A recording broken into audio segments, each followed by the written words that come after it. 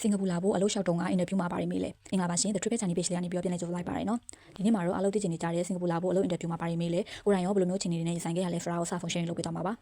ကိုရောကအင်တာဗျူးဖြေခဲ့ရတာတကယ်မမရပါပဲဒီနေ့မှာဒီတရုတ်စာတင်တန်းတက်နေတော့ပေါ့နော် agency ကအခုအလုပ်တစ်ခုရှိရဖြည့်ချင်မလားဆိုပြီးမေးလာတယ်ကိုကလည်းတင်တန်းပြင်ဖြေမယ်ပေါ့ဒါပေမဲ့တင်တန်းအပြီးအိမ်ပြန်လမ်းမှာနေစင်ကာပူ agency ကနေပြီးဖုန်းတန်းခေါ်လာခဲ့တယ်အဲ့ဒီချိန်မှာလမ်းမပေါ်ရောက်နေတာဆိုတော့အနီးနား shopping mall တစ်ခုတွေကိုပဲအမြန်ပြေးဝေလို့ရှိမဲ့နေရာကိုပြေးလွှာရှာပြီးတော့အင်တာဗျူးဖြေလိုက်ရပါတယ်ဒီနေရာမှာအကြံပေးချင်တာကစင်ကာပူအလုပ်လျှောက်တော့မယ်ဆိုလို့ရှိရင်ဒီ WhatsApp ပေါ့နော်အဲ့ဒါကိုမဖြစ်မနေအစင်းနဲ့လုပ်ထားကြပါအင်တာဗျူးခေါ်တာနေပြီးတော့စင်ကာပူရောက်တဲ့ဒီလုပ်ငန်းခွင်မှာပါဒီ WhatsApp ကအဓိကမလို့ပါပထမဆုံးဖုန်းခေါ်တာကစင်ကာပူ agency ဘက်ကပါဒီ WhatsApp ကို voice call နဲ့ပဲတရုတ်လိုပဲစမိပါတယ်နာမည်အသက်လက်ရှိဘာလုပ်နေလဲကြောင်းတက်နေတော့လားစင်ကာပူဘာလို့လာချင်တာလဲမိဘတွေကဘာလုပ်လဲမိသားစုဘယ်နှယောက်ရှိလဲအစားရှိတဲ့ကိုယ့်ရဲ့ personal အကြောင်းတွေကိုပဲအသိစိတ်မိပါတယ်ပြီးတော့အင်္ဂလိပ်လိုပြောတတ်လာပေါ့နော်ဘယ်လောက်ကြာကြာနေဖို့စဉ်းစားထားလဲ passport ရော PV လား PJ လားစတာတွေကိုပဲမိသွားတာပါကိုကတော့မြန်မြန်ရောက်ချင်တာနဲ့အတွေ့အကြုံရှိလားမေးလဲရှိတယ်လို့ပဲဖြေခဲ့တာပေါ့လိုင်းလေးတိတ်မကောင်းတာနဲ့ဖုန်းချသွားတယ်အဲ့ဒါနဲ့ခဏလောက်နေတော့အလုပ်ရဲ့တာဝန်ခံကဖုန်းဆက်လိုက်မယ်တဲ့ဖုန်းကင်ပါဆိုတော့ကိုလည်းစောင့်တာပေါ့အင်းကိုဖုန်းခေါ်ပြီးနောက်တစ်နေ့မနက်မှဖုန်းခေါ်မယ်တဲ့အဲ့နောက်မှာတော့အလုပ်ရဲ့တာဝန်ခံ agent က video call နဲ့ထပ်ခေါ်ပါတယ်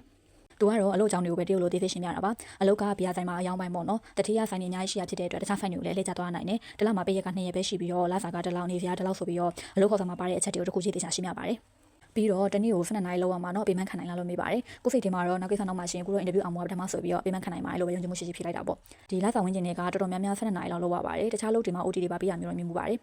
နောက်ဆုံးစစ်မှာတော့တတိရဲ့တာဝန်ခံအေးချေရန်ကိုရေပေါ့နော်3ယောက်ဗီဒီယိုကောပြောရတယ်တူကြတာကအဲ့ဒီချိန်မှာတာဝန်ခံအေးချေကပဲကိုစားတတိကိုအကုန်လုံးရှင်းပြပေးသွားတာပါဒီကလေးကအဆင်ပြေတဲ့အလုပ်ကြောင်းတွေလည်းကုန်ရှင်းပြထားပြီး IP တင်ပေးလိုက်တော့မယ်ဆိုပြီးတော့တတိကိုပြောပြပါတယ်တတိကလည်းကိုဘာမှထပ်မပြီးတော့ပဲ okay လို့ပြောပြီးဖုန်းချရတာနဲ့ကိုအလုပ်ရသွားတာပါပဲ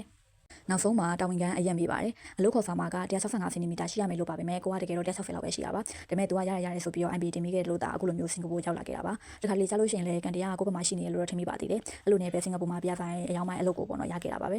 ဒီနေ့မှာတော့အလုပ်လျှောက်တုံးကအင်တာဗျူးမှာပါရီမေးလေးဆိုတဲ့အကြောင်းလေးကိုမျှဝေသွားတာပေါ့နော်နောက်နေ့ဒီမှာလည်းအလုပ်လျှောက်တုံးဘလောက်ကုန်ခဲ့လဲဆိုတာလေးလည်းဆက်လက်မျှဝေပေးမှာဖြစ်တဲ့အတွက်ဒီ Trip Channel page လေးကိုလည်း like and follow လုပ်ထားမိပါနဲ့ဦးနော်ဖုန်းလေးကြည့်ပေးလို့လည်းကျေးဇူးတင်ပါတယ်နောက်ဗီဒီယိုတွေမှာပြန်လည်ဆုံတွေ့ပါမယ်နော် bye bye